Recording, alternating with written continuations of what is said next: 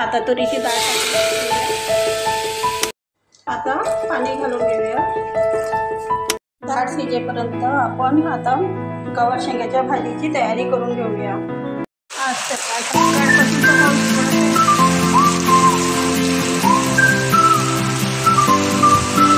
शेंगाच्या भाजीची तयारी झाली आहे। कांदा, टमाटर, थोडीशी मिरची व अद्रक लसणाची पेस्ट व आजची दुसरी भाजी आहे डाळीच्या वड्या, ज्याला सांडगे पण म्हणतात। त्याची पण तयारी केलेली आहे। कांदा, टमाटर व अद्रक लसणाची पेस्ट, जिरा मोहरी,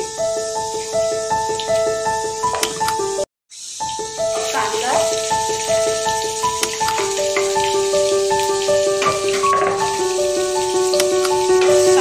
छानपैकी परतून घेऊया। थोडंसं कलर चेंज होईपर्यंत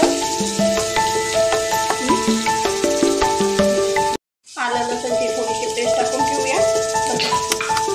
आता थोडीशी मिरची व टमाटर टाकून घेऊया।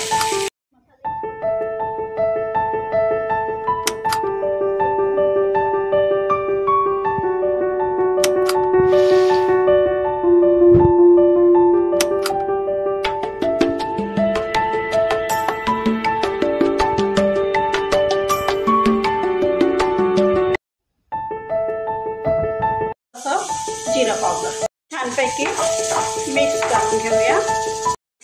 गवार शेंगा टाकून घेऊया। छानपैकी मिक्स करून घेऊया। थोडंसं मीठ घालून घेऊया टेस्टनुसार। मिक्स करून घेऊया।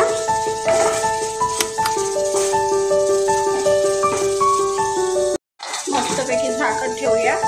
झाकणावर पाणी घालून वाफेवर छानपैकी शिजवून घेऊया। थोडं शेंगदाण्याचं कूट टाकून घेऊया। थोडी कोथिंबीर।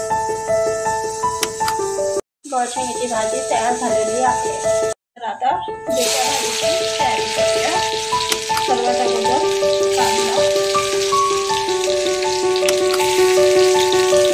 आता डाळीच्या वड्या टाकून घेऊया। छानपैकी मिक्स करून घेऊया। थोडंसं कलर चेंज झालं की मग आपण बाकीचं साहित्य टाकून घेऊया। थोडंसं आलं लसूण टाकून घेऊया। मिक्स करून घेऊया। टमाटर टाकून घेऊया।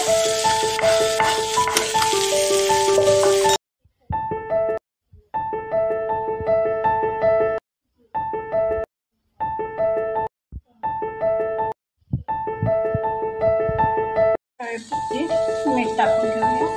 मिक्स करून घेऊया। पाणी टाकून घेऊया। इथे मी ग्लासवर पाणी घेतलेलं आहे। आता झाकण लावून मीडियम आचेवरती भाजी शिजवून घेऊया। डाळीची भाजी शिजलेली आहे। थोडंसं कोथिंबीर छानपैकी टाकून घेऊया।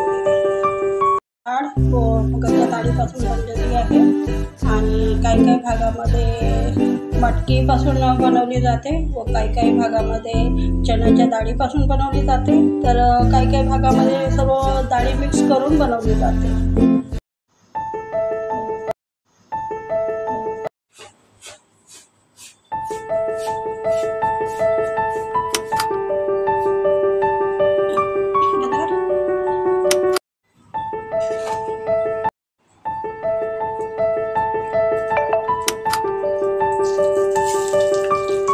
आहे आपली वेज थाळी।